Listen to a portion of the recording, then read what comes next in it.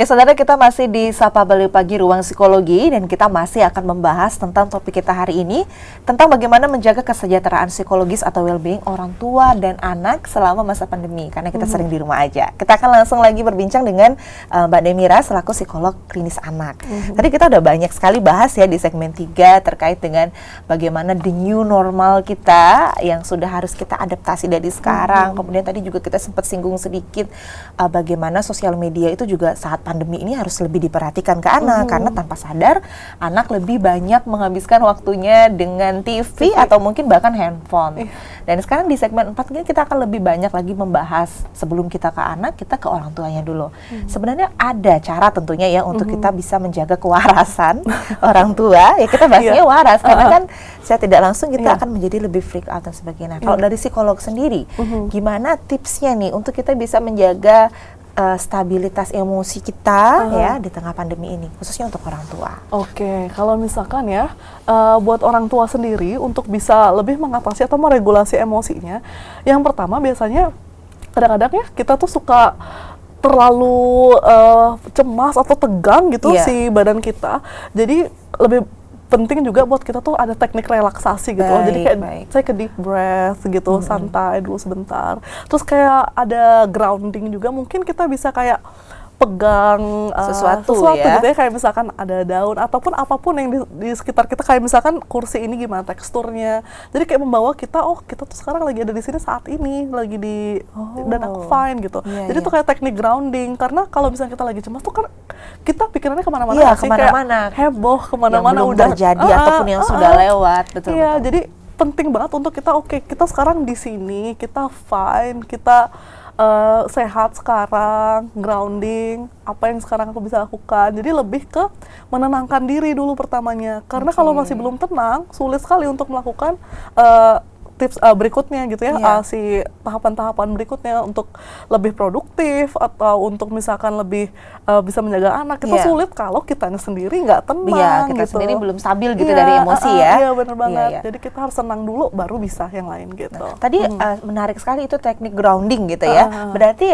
itu bisa dilakukan oleh siapa saja di rumah berarti ya? Iya bisa, itu gampang banget, dan sebenarnya cukup sebentar aja melakukan teknik grounding itu, nggak perlu lama-lama. Misalkan baru bangun ataupun kira-kira pagi setelah apa gitu ya, pas kita lagi merasa fresh atau kita merasa lagi tense, kita bisa 5 menit atau 1 atau 2 menit gitu ya, tarik nafas gitu, misalkan panjang, terus tiba-tiba atau misalkan seperti ini aja ke jari kita gitu ya, terus kayak rasakan deh si tekstur kulit kita, terus ada kalau misalkan kayak gini tuh jadi lebih hangat kan misalkan, terus pegang sesuatu, terus lihat yang ada misalkan gelas warna apa, jadi kayak kita aware sama sekitar kita gitu. Kita jadi lihat itu tumbuhan yang kita tanam, mungkin habis berkebun gitu sama anak, bisa ya. Itu ngebantu banget sih.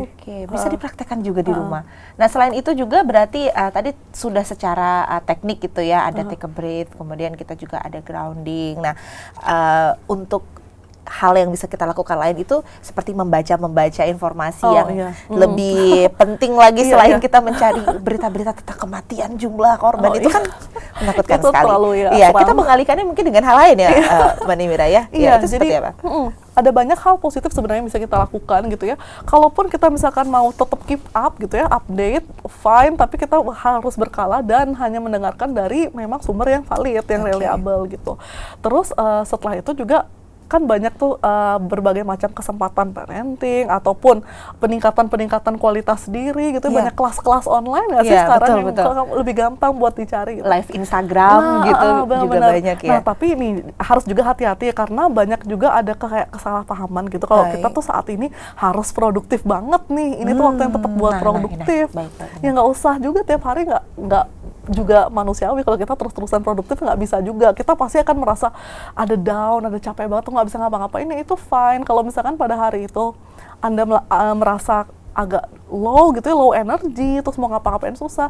Jangan jadi merasa kayak guilty, jangan jadi merasa aku kok nggak produktif banget sedangkan orang lain produktif. Nggak apa-apa, kasih waktu dulu kita buat lebih tenang, terus kita bisa lebih bisa menerima apa yang terjadi gitu ya, dan lebih santai. Baru setelah itu kita akan lebih memiliki energi lagi untuk melakukan sesuatu yang produktif. Tapi jangan paksa diri kita untuk selalu melakukan hal yang produktif, karena itu jadi bumerang jadinya. Kayak orang-orang tuh jadi lomba produktivitas nggak sih?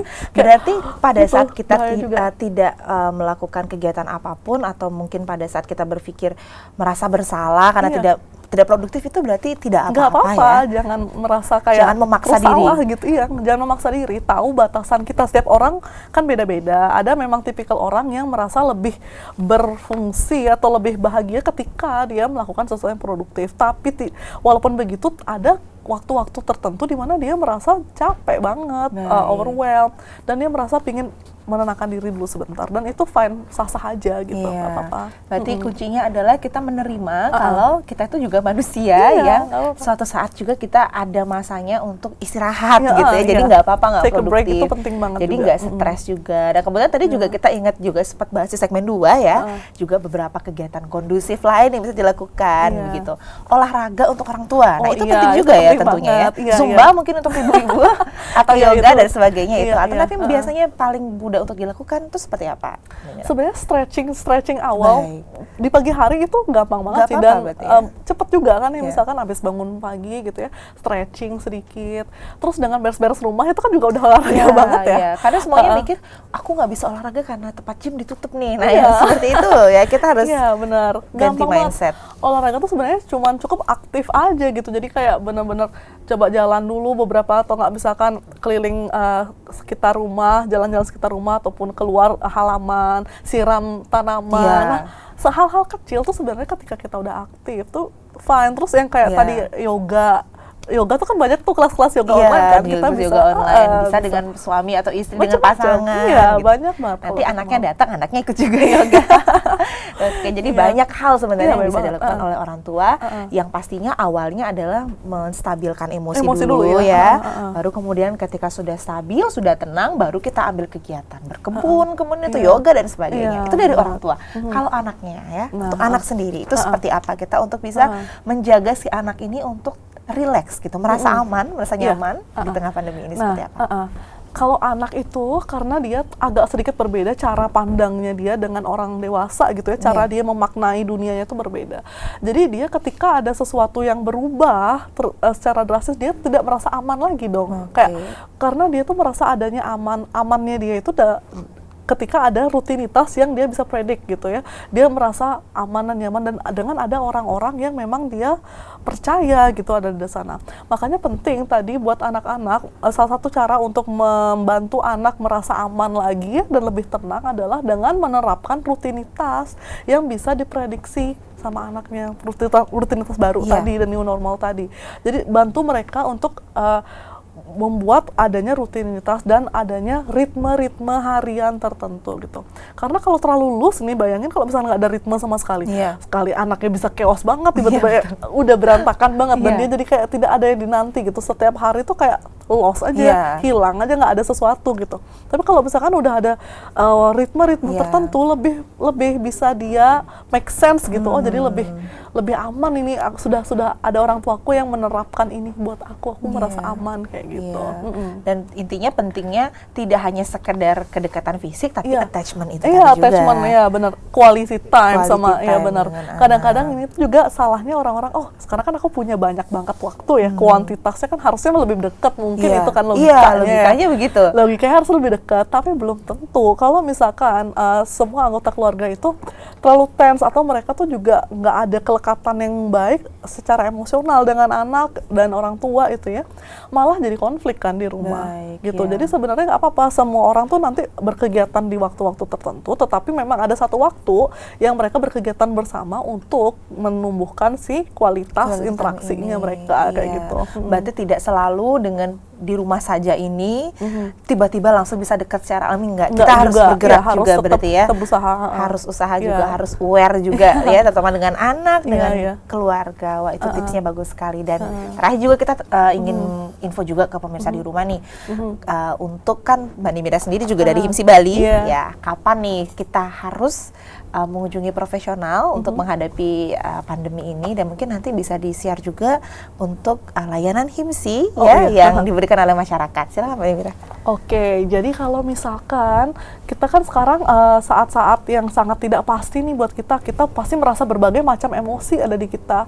Mau melakukan sesuatu kadang-kadang serba salah kan. Betul. Nah, kalau itu sudah menjadi hal yang sangat membebani gitu ya, membebani kita, mau ngapa-ngapain susah, kok kayaknya terus tense, emosinya negatif terus. Nah, mungkin itu tanda-tanda saatnya memang reach out gitu, cari bantuan orang lain. Mungkin kalau misalkan sulit ngomong ke keluarga sama teman gitu ya, nggak terlalu merasa aman gitu, bisa menghubungi psikolog gitu ya, tenaga profesional. Nah, kalau saya sendiri dari HIMSI itu, di sini kita HIMSI ada melakukan pelayanan konseling gitu ya, konseling gratis. Kita punya ada bantuan itu untuk masyarakat. Jadi nanti kita bisa lihat dari Di Instagramnya, website-nya di ya. website ada kalau misalkan butuh untuk orang tua yang merasa terlalu overwhelmed ataupun ada masalah-masalah lain terkait gitu ya, bisa silahkan menghubungi atau reach out gitu ke psikolog. Iya, Itu kan sangat membantu sih. Betul, karena masa pandemi saat ini juga kita penting ya, tadi juga sudah berkali-kali kita bahas, yang paling penting itu adalah kita menjaga dulu stabilitas emosi untuk kemudian kita bisa lebih produktif. Dan tadi juga informasi yang diberikan dan juga pelayanan yang diberikan oleh HIMSI juga sudah sangat baik ya, konseling gratis gitu. Nanti mungkin teman-teman bisa cek di Instagramnya atau di websitenya, di sana juga ada waktu, nomornya, dan nanti akan ada psikolog dengan masing-masing ya. Iya, ada pos-posnya. Oke, ya. Dan terakhir nih untuk pemirsa di rumah, untuk semua, tidak hanya orang tua maupun anak, tips untuk bisa menjaga supaya tetap happy, tetap fun menjalani hari itu seperti apa? Oke, jadi kalau misalkan untuk kita bisa se-happy mungkin gitu ya menjalani hari, kita kayak kadang-kadang take it one step at a time, one day at a time kadang-kadang. Dan berusaha aja emosi kita tuh kayak diregulasi. Sebisa mungkin kita nggak apa-apa merasa sedih, tapi setelah itu accept aja, setelah itu move on dengan lakukan kegiatan-kegiatan produktif. Karena ketika kita melakukan kegiatan produktif, kita lebih merasa happy gitu, karena kita ada sesuatu yang aku lakukan hari ini, aku merasa lebih ada ketercapaian yang aku rasa hari ini. Jadi itu bisa sangat membantu juga sih. Jadi tidak apa-apa kita merasa cemas, tapi hanya dalam batas wajar ya. Dan juga tadi juga diinfokan kalau sudah mulai merasa itu berlebihan, silakan kunjungi profesional ya. Ada Mbak Nimira juga di sini. Nanti cepat tahu dapat Mbak Nimira kan kita bisa ngobrol juga. Wah, nggak kerasa kita dapat segmen loh Mbak Nimira. Iya, cepet banget ya. Harusnya mungkin kita 8 segmen.